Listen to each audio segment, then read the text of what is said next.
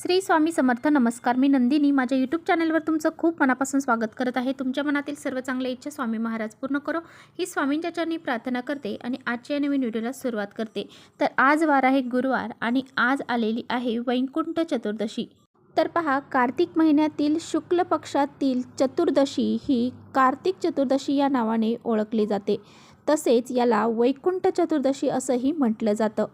आपल्या हिंदू धर्मामध्ये या चतुर्दशीला विशेष महत्त्व आहे.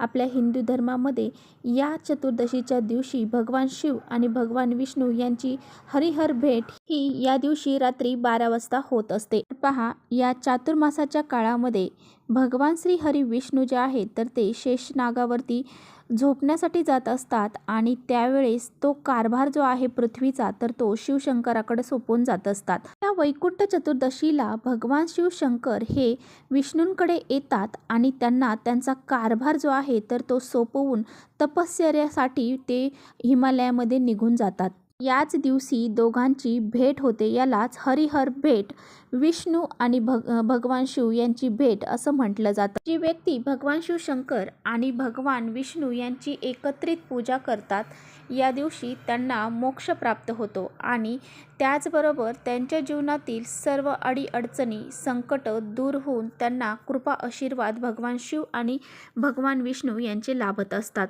पहा, हा दिवस अतिशय शुभ आणि प्रभावी मानला जातो. तर याच दिवशी फक्त भगवान शिवशंकरांना तुळस ही अर्पण केली जाते आणि विष्णू भगवान यांना बेलपत्र अर्पण केलं जातं.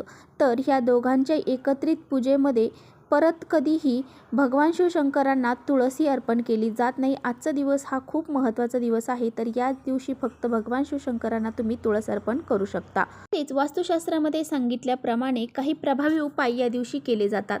तर तुम्हाला आजच्या व्हिडिओमध्ये मी तुम्हाला अतिशय प्रभावशाली उपाय सांगणार आहे.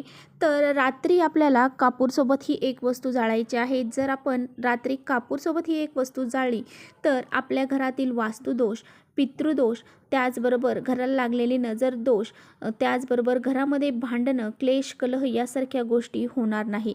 त्याचबरोबर आपल्या घराची, मुलांची, पतीची खूप सारी प्रगती होईल. 7 पिढ्यांचं दारिद्र्य नष्ट होऊन जाईल.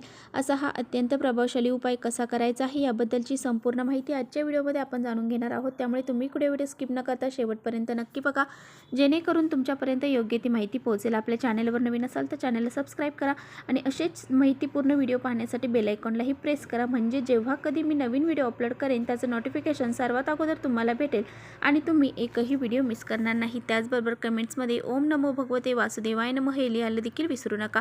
व्हिडिओ आवडला तर आपल्या मित्रपरिवारांसोबत शेअर देखील करा. तर पहा, वैकुंठ चतुर्दशीच्या दिवशी रात्री 12 वाजता भगवान श्री हरी विष्णू आणि भगवान शिवशंकर यांची एकत्रित पूजा ही केली जाते. वैकुंठ चतुर्दशी हा एकमेव असा दिवस आहे. याच दिवशी भगवान शिवशंकरांना तुळस अर्पण केली जाते आणि भगवान विष्णूंना बेलपत्र अर्पण केलं जातं.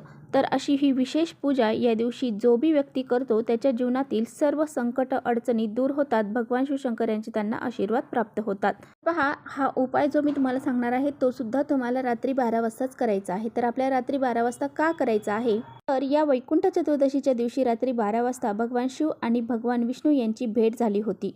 म्हणूनच हा उपाय आपल्याला रात्री 12 वाजता करायचा आहे. पहा, जर तुमच्या घरामध्ये सतत भांडणं होत आहे, क्लेश होत आहे, कलह होत आहे, छोट्या छोट्या गोष्टींवरून तुमच्या घरामध्ये वादविवाद होत आहे, नवरा मुलं सतत हट्टीपणा करतात, कधीही आई वडिलांचं ऐकत नाही, मुलं आणि आई यांचं पटत नसेल किंवा मुलं आणि वडील यांचं पटत नसेल, सारखं सारखं घरामध्ये आजारपण असेल तर हा एक उपाय आवर्जून करायचा आहे. तुमच्या घराला जर कुणाची नजर लागलेली असेल, तसेच तुमच्या घरामध्ये काही दोष असतील, अडचणी असतील तर त्या दूर करण्यासाठी सुद्धा हा प्रभावी उपाय मानला जातो. पहा, हा उपाय कसा करायचा आहे? हा उपाय करण्यासाठी तुम्हाला एक मातीची पंती लागणार आहे किंवा मग कापूर जाळायचं भांडं असेल ते घेतलं तरी चालेल. तर त्यामध्ये थोडेसे आपल्याला तांदूळ टाकायचे आहेत. पहा, या तांदळावरती आपल्याला 3 भीमसेनी कापराच्या वड्या घ्यायच्या आहेत. आता भीमसेनी कापूर नसेल, जो तुमच्याकडे असेल तो घेतला तरी चालेल. त्यानंतर तुम्हाला 2 लवंगा ठेवायच्या आहेत. लवंगा ह्या पुढे फुल असणाऱ्या अखंड असायला हव्या. त्याचबरोबर 2 वेलची तुम्हाला घ्यायच्या आहेत. ह्या 2 वेलचीसुद्धा तुम्हाला चांगल्या आणि व्यवस्थित घ्यायच्या आहे. हिरव्या 2 वेलची घ्यायच्या आहेत.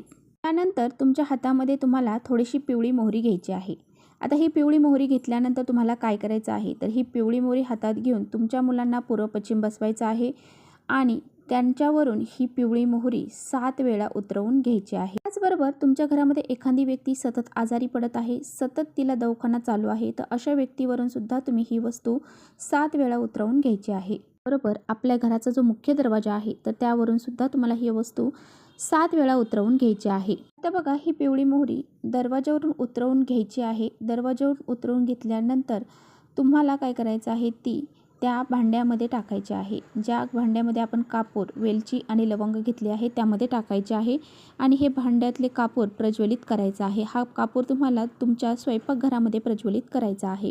नंतर या भांड्यावरती तुम्हाला थोडंसं गाईचं गावरान तूप 1-2 थेंब टाकायचं आहे आणि संपूर्ण घरामध्ये हे भांडं तुम्हाला फिरवायचं आहे. त्यात भांडं फिरवत असताना तुम्हाला ओम नमो भगवते वासुदेवाय नमः या मंत्राचा जप करत हे भांडं घरातून फिरवायचं आहे.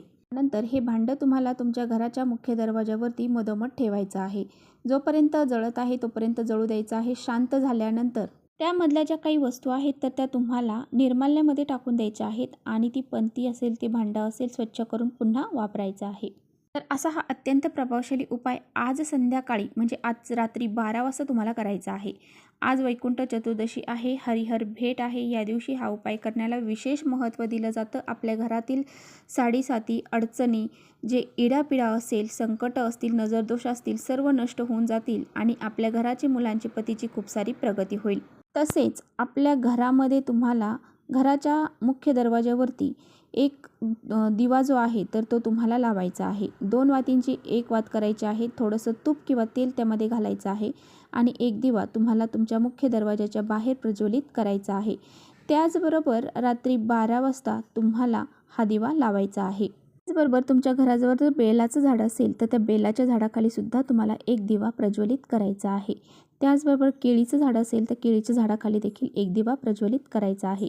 तर असे हे दिवे प्रज्वलित केल्यामुळे भगवान श्री हरी विष्णू आणि भगवान शिव यांची कृपा आशीर्वाद आपल्याला लाभतात आणि आपल्या सर्व इच्छा मनोकामना ह्या पूर्ण होतात. तर चला इथेच थांबवते माझा व्हिडिओ थोडा जरी आवडला असेल तर नक्की लाईक करा. चॅनलवर नवीन असाल तर चॅनलला सबस्क्राईब करा. परत भेटूया अशाच छानशा व्हिडिओसोबत. तोपर्यंत श्री स्वामी समर्थ.